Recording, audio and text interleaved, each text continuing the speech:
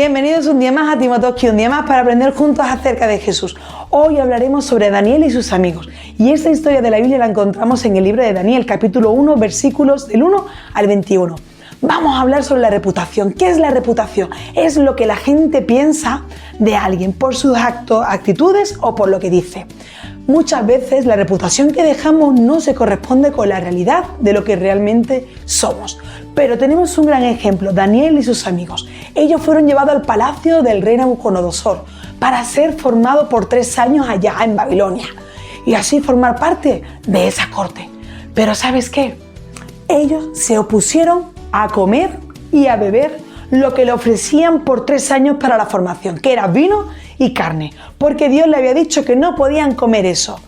Daniel y sus amigos, en vez de decir, bueno, lo hago a escondidas porque ya Dios me va a perdonar, afrontó y se presentó delante de la casa del rey al jefe y le dijo, no vamos a comer ni yo ni mis amigos, ni carne, ni vamos a tomar vino. Queremos agua y verduras. El jefe le dijo, tú estás loco, me van a cortar la cabeza por tu culpa.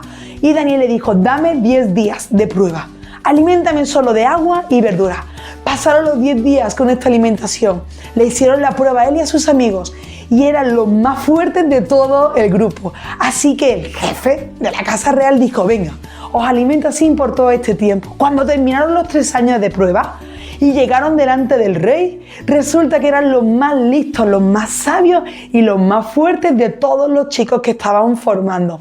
Daniel y sus amigos. Así que te animo a que puedas ser un valiente como Daniel y enfrentarte a cualquiera que se ponga enfrente de ti, que te dice cosas que tienes que hacer que están mal y que tú las haces por temor o por agradar a tus amigos o en el sitio donde te encuentras. Sea auténtico y deja una buena reputación. Que lo que crees, que lo que piensas se corresponda con tu forma de hablar y con tu forma de hacer. Marca la diferencia. Te mando un fuerte beso y un fuerte abrazo virtual. Que el Señor te bendiga.